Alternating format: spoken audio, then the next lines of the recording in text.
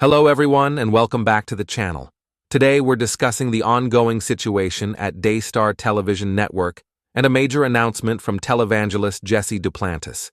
There have been allegations surrounding Daystar's leadership, including Joni Lamb and her family, which have sparked significant public discussion and scrutiny. While details are unfolding, these allegations have raised serious concerns about the network's governance and practices. Just recently, Jesse Duplantis, a longtime presence on Daystar, announced his decision to pull his program from the network. Jesse stated that his departure wasn't tied to the recent controversy, but rather because he desires to bear more fruit for his ministry. To address the elephant in the room here. And I want to talk to you. So many people have asked me different things of that nature. And I got up this morning to come do this, and the Spirit of God said, I want you to talk about this. I said, okay. I want to make this announcement. And hear me. Don't judge this thing yet. Hear me out. We are no longer on the network of Daystar. When I'm your friend, I'm your friend. Joni Lamb, I'll always be your friend. Hey, Doug, I'll always be your friend. Jonathan, I'm your friend. Susie, I'm your friend. To the whole Lamb family, I'm your friend. I've been there. Like I said, I don't think about it. I pray about it. But I'm your friend. Announcement. And hear me. Don't judge this thing yet. Hear me out. We are no longer on the network of Daystar. We went off, I think, George, if I'm not correct, he's behind the camera. The 22nd, 21st of December was our last program. Stop. Why? I know what you're thinking. Don't think. Pull that slate out. It was not because of what's going on at Daystar, the scandal or whatever people want to call it. It was not. Had nothing to do with that. I can't say that hard enough, effective enough. I like Joni Lamb. I like Doug Weiss. I like Susie. I like Jonathan. I knew them kids. I met them when they were little lambs. I like that granddaughter. I don't know what's happening. I'm shocked. And I don't think you do too. There's a lot of accusation in your window. It's going to eventually come out. And I asked the Lord about it. He said, that's my business. And I'll take care of it. I said, I'm yours to command. So it wasn't going off because of that. I didn't know that happened. And that stuff was happening until, 2 weeks ago, 3 years ago, whenever it kind of came up, whatever. I took my program because of St. John 15, verse 2. Every branch in me that beareth not fruit, he taketh away. And every branch that beareth fruit, he purges it, that he may bring forth more fruit. I do very well on Daystar. Partners and everything. You don't want to cut something off that's doing well. That verse says, cut it, so it'll bear more fruit. I didn't want to do that at first. This happened about 6 months ago, 6 months ago.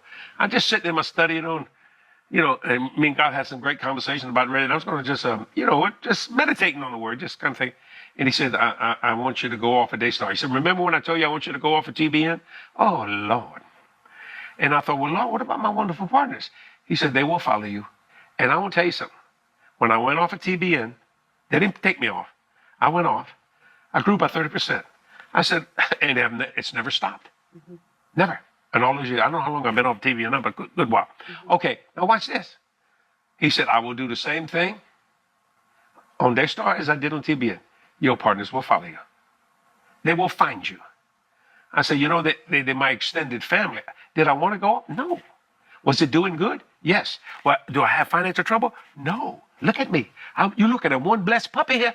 I am one blessed ministry, one blessed couple in terms of finances. That's why I get criticized so much and all that stuff. I don't think about it. I pray about it. Yeah. Did you hear what I just said? Because when you think about it, you open up your thought processes that anything come flying in by someone's innuendo, some this and that and all that kind of stuff. I pray about it. I don't doubt that Jonathan is a fine young man. Susie, fine young man.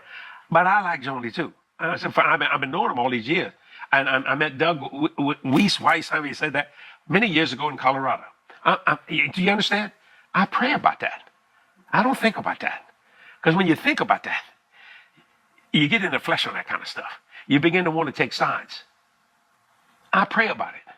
Now, if all this stuff happened the way some people say, if you live in Louisiana, you're going to jail. And if that molestation is true, I don't see how that can be in my mind. Now, I'm going to think for a second. How can any man want a child? What can a child do for an adult? You got a problem here. That's satanic. See what I'm saying? But instead of trying to think about that, I cut it off and I pray about it. And I pray this, Lord, work all this out. Heal everything that needs healing. Fix everything that needs fixed. And I know it. But the direct insult or direct access is Satan trying to destroy the body of Christ. Because if he can keep us all fighting each other, he don't have to fight us. Now, why do people make mistakes? Why they sin? They think about it instead of praying about it. That's a good statement, isn't it, Kathy? It's very good. You see what I'm saying? So, I mean, me and Kathy, I want to say it again. We did not pull our program because of that. Yeah, the decision was made probably back in September at least, or even before we'd been thinking about it. But we didn't want to break contracts. We just decided we're just not going to renew it, and it just so the contract finished out. And now we're here in 2025 going into another direction. We're added daily TV on social media, so it's still a lot of I want to finish your statement. Outreach. George, I want you to correct me. When the Lord told us to go off, we had contractual agreements that when we signed with them, that you have to honor. You see what I'm saying? And I think someone at Daystar called you back. Am I right, George? George is behind the camera, so I'm looking like that. And they said, are you having financial trouble or something like that? To that point, George, and they said something like that. I don't know how they said that. And I think you said, no. It ain't got anything to do with money. And yes, that's right. And it's just that the Lord is speaking to him. And that's St. John 15, verse 2. He purgeth it. Not that they bad. No, he's just going to bear more fruit. Just bear more fruit. I'll make it so simple. You ever went on a diet and it didn't work, so you purged it, went on another diet and it did work? That's what's happening. So it bore more fruit and things of that nature. And so it's just such a blessing. And we will miss. And let me say this. If God tells me to turn around and go back, I go back. To many, this statement appears to imply financial concerns rather than a focus on the gospel or a desire to uphold Christian values. Although we know that Jesse preaches a prosperity gospel, it doesn't negate his constant neglect of truly honoring Christ. While Jesse asserts that his decision is unrelated to the current allegations against Daystar, one has to wonder if the network's controversies are influencing its partnerships and financial stability. Could this decision be more about protecting financial interests than addressing the broader concerns about integrity, accountability, and ultimately faithfulness to Christ? Proverbs 3 verses 4 and 5 says, "Trust in the Lord with all your heart, and lean not on your own understanding. In all your ways submit to him, and he will make your paths straight." As Christians, we are called to depend on the Lord and honor him in all decisions. Stepping away from Daystar, if rooted in financial motivations rather than a commitment to truth and integrity, raises difficult questions. Are we truly serving Christ, or are we serving ourselves? Decisions in ministry should always reflect a higher calling, not personal gain. What do you think about Jesse Duplantis' exit from Daystar? Was it a wise and timely decision, or could it have been influenced by financial concerns? How can we, as believers, hold ourselves and others accountable in a way that honors Christ and his teachings? Let us know your thoughts in the comments below. Was Jesse's reason for his departure just ridiculousness, or was it a valid and honorable decision? Please help me understand. In the meantime, let's continue to pray for wisdom, guidance, and truth in all things, trusting the Lord to reveal his will and help us walk faithfully. Thank you for watching, and we'll see you next time.